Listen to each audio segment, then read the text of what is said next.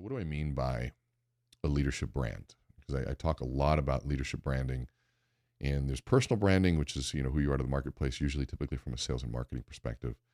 But there's leadership branding that I like to call it, which is who you are during times of stress, crisis, change, what people say about you when you're not around, what they expect of you as a leader. And do they expect the joke? Do they expect you to step up? Do they expect you to be motivational rah-rah? Do they expect you to be a listener? Do they expect you to panic? What's your brand? It's time to get inside your own head. Begin with the psychology behind your behaviors and fuse it with an acute understanding of self-awareness, emotion, storytelling, body language, and more. Then look at it all through the lens of the latest neuroscience research, broken down to its most digestible form. And you've arrived. Enhanced messaging, deeper connection, heightened influence, and a greater impact on the world. Welcome to the neuroside of influence and leadership with Rene Rodriguez. Welcome, everybody, to this week's podcast. And this week is actually, we're going to be talking about what we call the 10 leadership brands that you don't want. And this comes from an article that I wrote right at the beginning of the pandemic when Corona was being first talked about. As I started looking at things, and this isn't the first time I've gone through sort of a big crisis of change, and I've been a student of how people look and they behave during difficult times. And this was a perfect opportunity to sort of sit back and watch to see how people responded. It's one of my favorite quotes that I've heard, and it comes from Emerson, where he said that adversity does not build character, it reveals it. And so here we have a time of a big event where we're all about to go through massive amounts of adversity. And this is those times where I started to take a look and just really watch people and who they are and what they go through. For me, this was an opportunity to say, okay, here's what I've learned. Here's what I started observing. And I wanted to put an article out there really for leaders to say, here's the reality. You're going to be judged at the end of this. Who are you? And can we get out ahead of it? And I wanted to make it somewhat of a timeless piece too, that we could discuss afterwards, use it to say, okay, who was I? Was I any of these leadership brands? Was I anybody that I don't want to be? What did I learn? What could I do better? And sometimes when we can preempt something, we can kind of build awareness around it and we won't do it again. But also, I think it's something to reflect as we go forward. So let's think about that for a minute. So one thing we got to think about, so what do I mean by a leadership brand? Because I talk a lot about leadership branding, and there's personal branding, which is who you are to the marketplace, usually typically from a sales and marketing perspective.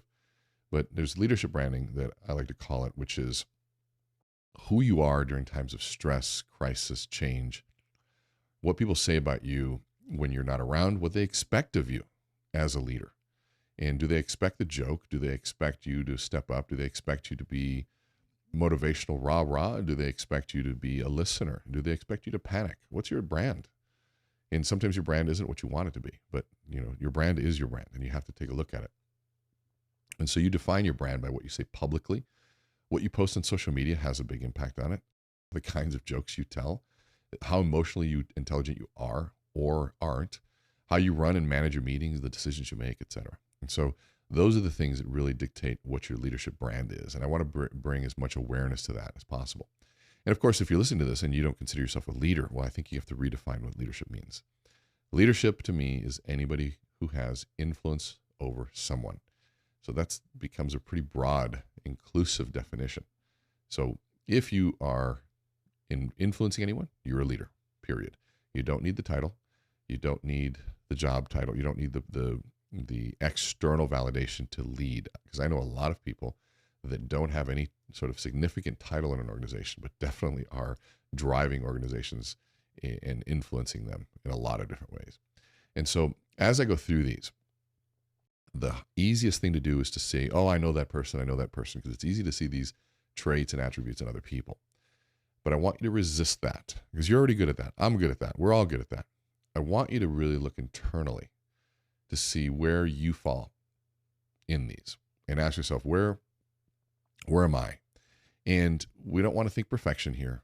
we want to think self-awareness, okay? Because none of us are perfect. We're going to find a little bits and pieces of us in all of these, but just to start creating some self-awareness.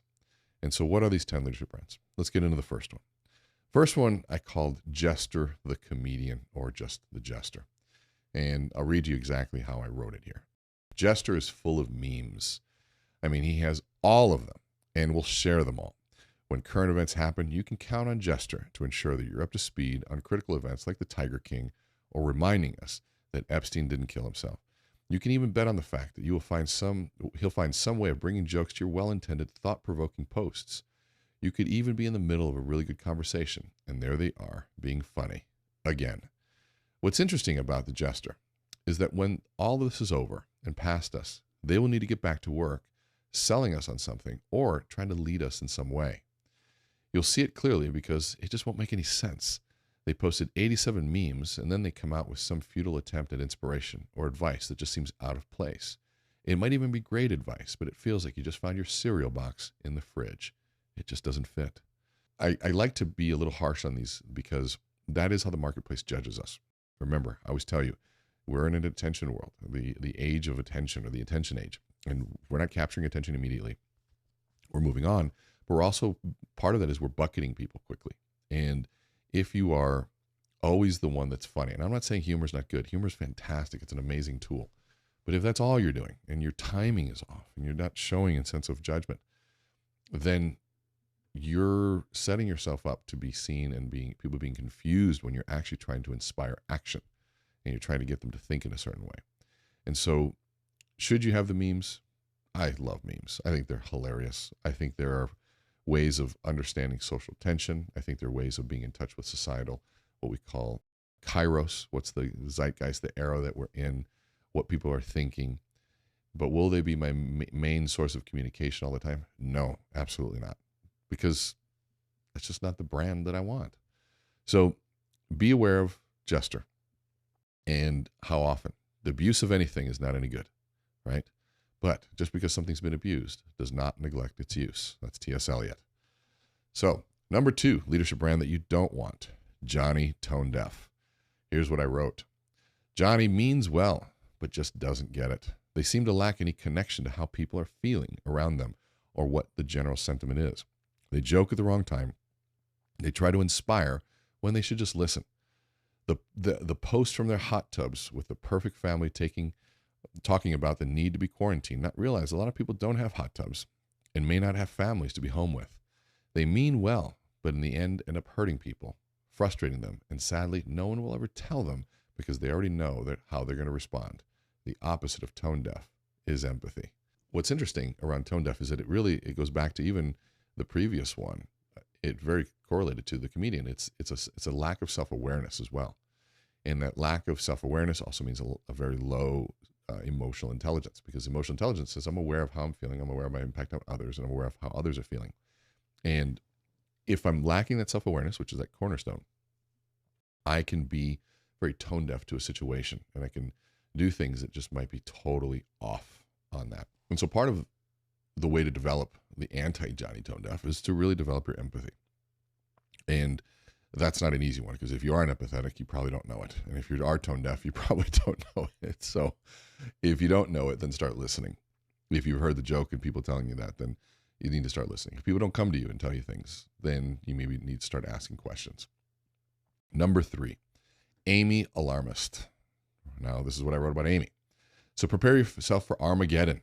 Batten down the hatches. These are phrases often used by Amy Alarmist. We got to know Amy well during Y2K, anthrax, Ebola, bird flu, Zika, and any other opportunity the media has so masterfully manufactured. Amy can be persuasive, though. She's armed and ready for arguments with articles, YouTube videos, and the like to illustrate just how bad things are right now. If you aren't ready for Amy, you might fall into her web of fear-mongering.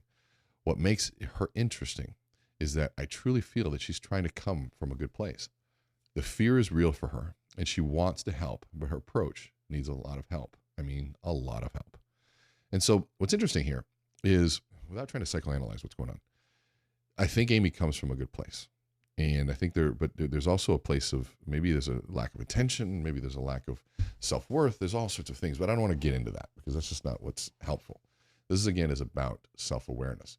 If I find myself feeling the need to be the alarmist, feeling the need to try to use fear to try to catch attention, I don't know. That to me is the warning sign for me to say, hold on a second, what else is going on here? Especially if the media is involved. I have learned all too often, far too many times, that the media is not a public service organization, as much as I wish it was.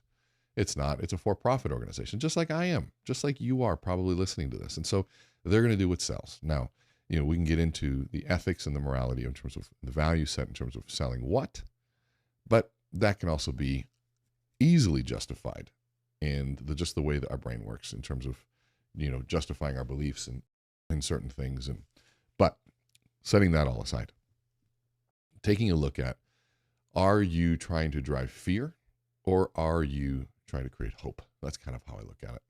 I know that in our company, we did not want to propose more fear. We didn't want to contribute to it. We wanted to get people focused on what they could control. Being smart, being safe, using common sense, and continuing to add value to the marketplace. Protecting their families, protecting themselves. All of those things were critical. We also needed to keep things moving forward. It's like terrorism. The moment we stop working, the terrorists win. We don't want that. And so in this piece, I need to think about, am I finding myself in this alarmist phase? Now, what's difficult is that we are also triggered through what's called negativity bias. We're biologically constructed to pay attention to these alarmist sort of claims.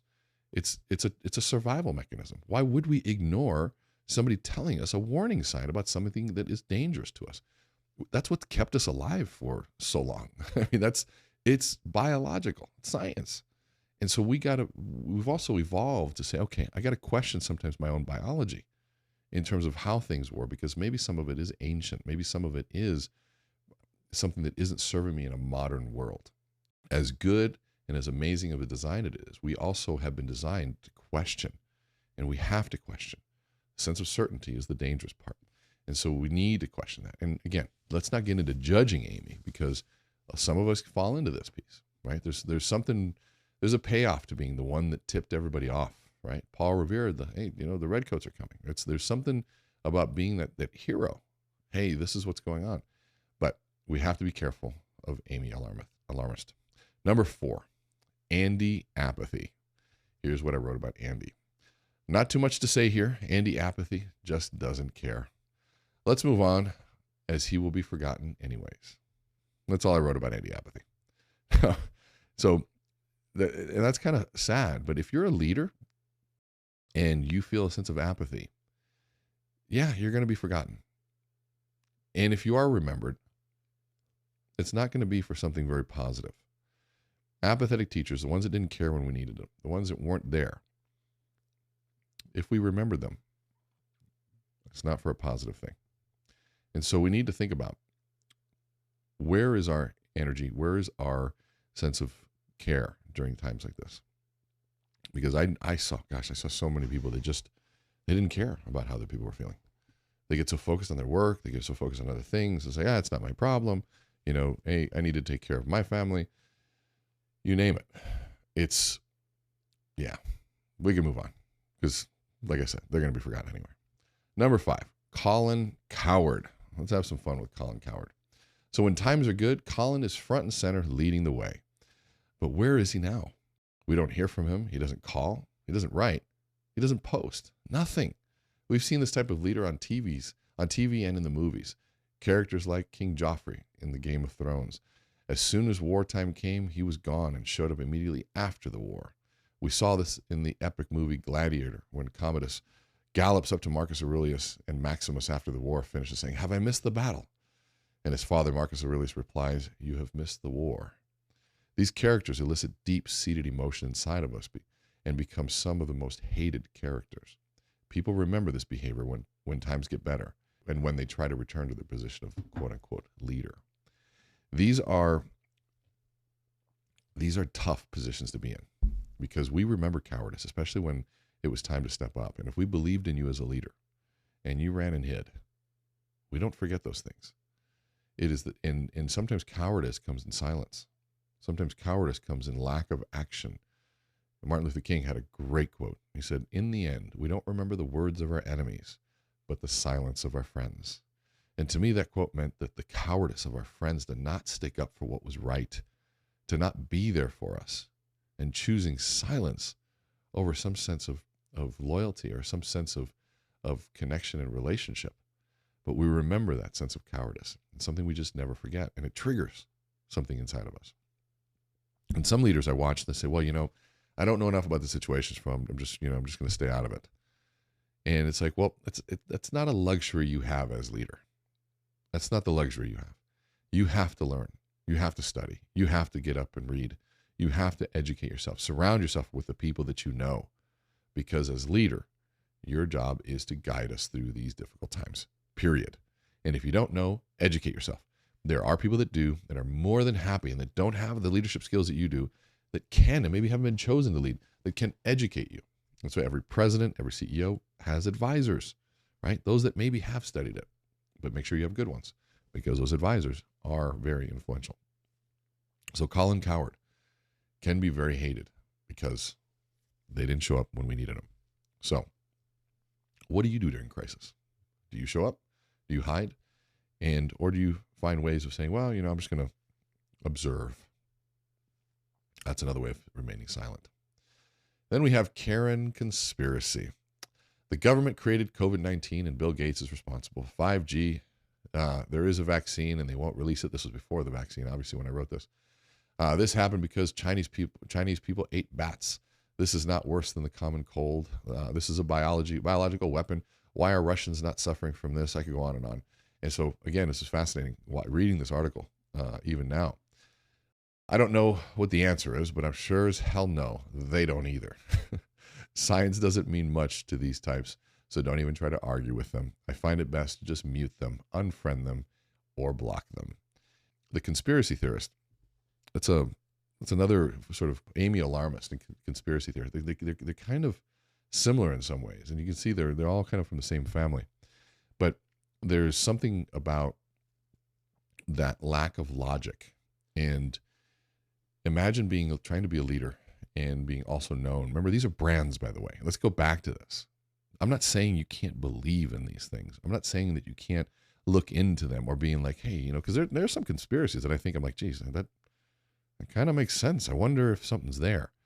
But it's not going to be my brand. It's not something I'm going to put out there. I need to understand what I'm talking about. And a lot of the content that you see, if I'm on stage talking about that, a lot of that content I've wrestled with for a minimum of 2 years before I make it. It makes it to a stage where I watch people that they hear an idea and then the next day they're kind of talking about it and botching it and not fully understanding it. And they're not ready to answer tough questions. And you know what? I love the implementation side of it, but that doesn't mean that they understand it fully. So you have to be able to, and that means that you should be able to ask some tough questions. You should be able to push forward on some of that stuff. But don't be afraid to look into these things. If you believe them, great, believe them. But I think asking tough questions, because sometimes, some of these conspiracies, maybe they did come from something. Maybe there is something we could learn. Who knows? But is that what you want your brand to be? That's up to you. I think it made it to number 6 of my 10 leadership brands you don't want. Number 7, Sally Spin. So Sally Spin, no matter what the news is, Sally always finds a way to make it political. They are passionate about their beliefs and are completely disconnected from anything other than that, what they believe and what supports their argument. Their posts repel anyone who doesn't believe what they believe while attracting more people who support the spin. I know that most people are okay with that, but it isn't good strategy for leadership. Let me repeat that. I know that most people are okay with pushing away the people that don't believe what I do and attract people that do, but that's not a good model for leadership. Leaders build bridges where there's seemingly no way to connect. At least the best leaders do. They inspire hope and collaboration across social, economic, and political boundaries. Even when they are thrown an olive branch from across political party, they use it as an opportunity to hit harder versus continuing to build that bridge. This is a tough one because, how much have we watched politics over the last several years become a part of every conversation? It's brutal. How many people do we know that just turned off social media because they just couldn't handle it anymore?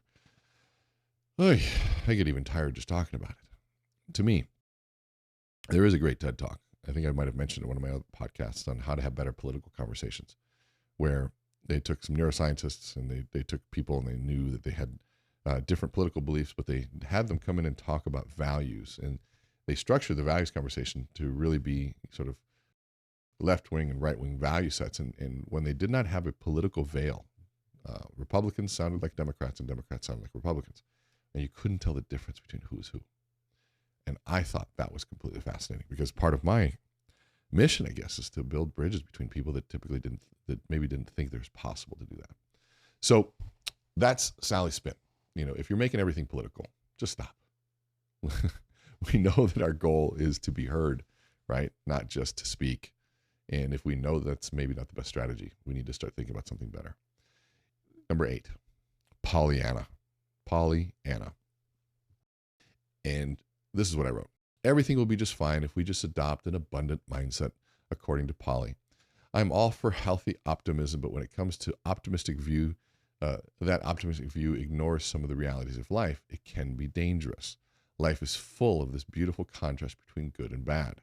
We have to be able to see both and respond accordingly. By ignoring either reality, we find ourselves in a difficult world.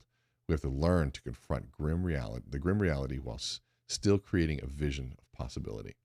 Not an easy balance. This is tough. Sort of that optimistic view of what's happening combined with sort of a realistic expectation. It's not easy to do. For me personally, how do I balance it? If I were to give you an answer, it comes down to one thing.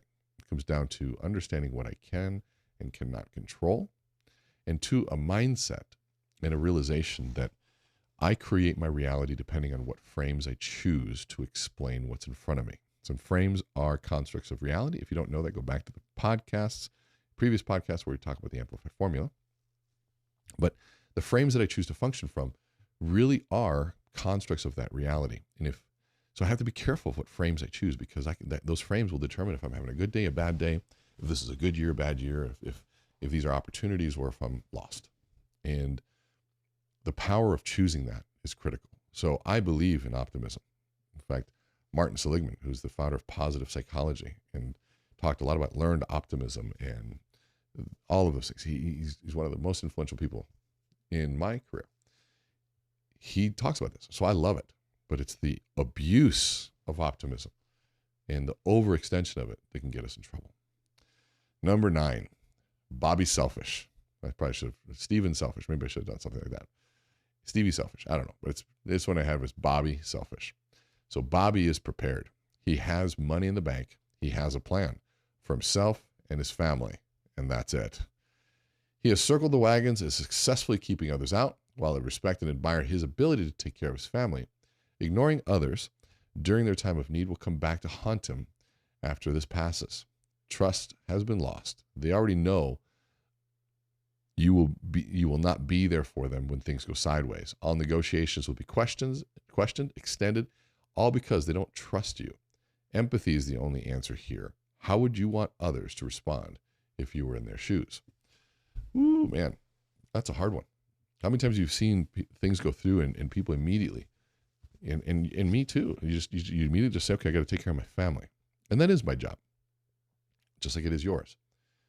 But as leaders, sometimes we have to look past our own immediate needs. Not saying you can't take care of your family, but people are dependent. There's a work family. There's a trust. There's a sacred bond that people have said, you know what? I'm going to trust you and I'm going to work for you. I'm going to buy into your vision and all those things. So this whole piece here around buying into something and somebody having my back is critical.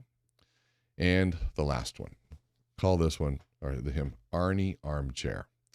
Arnie is typically found on Monday mornings after Sunday football, telling everyone what they would have done, what the coaches should have done.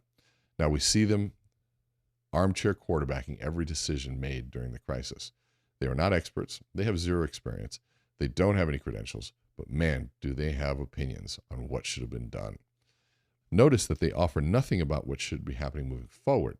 That is too risky, that they might be wrong. Waiting until it's over, they might ensure an accurate measurement. Now, I'm sure when we look at all of these 10 leadership brands, I'm hoping you find yourself in some of them, because even as I read them this time, I'm like, geez, okay, there's that one, there's this one, and you start kind of seeing different elements and where you might fit. But you start saying, okay, how can I start adjusting myself, and how do I start building more empathy? If you notice that there's an empathy sort of a common theme throughout, but also courage to act and setting vision as a common theme throughout. So how do I, as a leader, start noticing this, and how do I surround myself around people that have the courage and this inner strength to be able to tell me about it, right? So the big question is, what should I be doing, right? First thing, you got to take inventory as much as you can. Like, how did you act during this pandemic? Who were you? Take a look at your posts. Did you double down and move forward, or did you kind of sit back and wait and hope? Did you take a ton of vacations? Say, you know what, maybe this is my time off. Let this all pass. Who are you? What'd you do?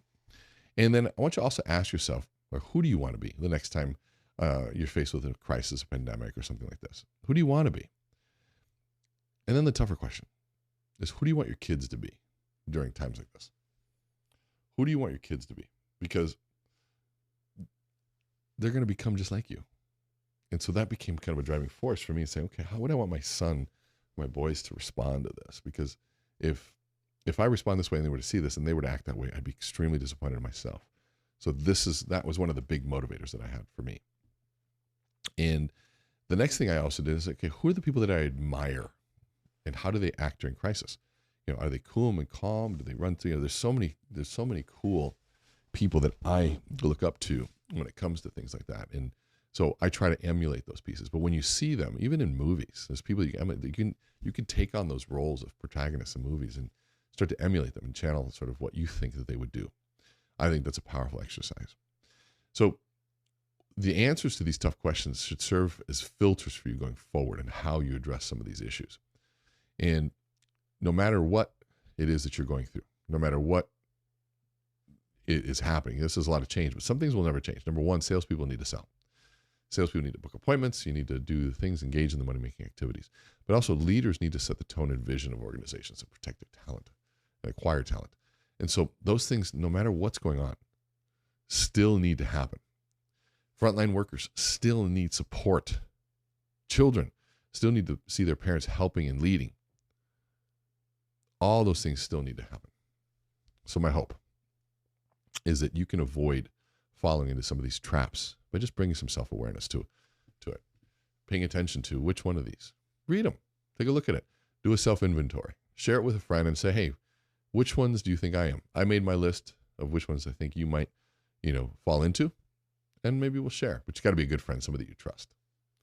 So that concludes our podcast for this week. Make sure you follow us on meetrene.com. Go down to the podcast and subscribe on Apple, Amazon, Spotify, all the cool stuff.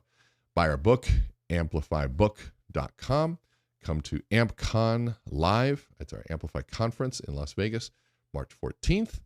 And follow us, Meet Rene, get our newsletter, YouTube, all that fun stuff. Until next time, have an amazing week.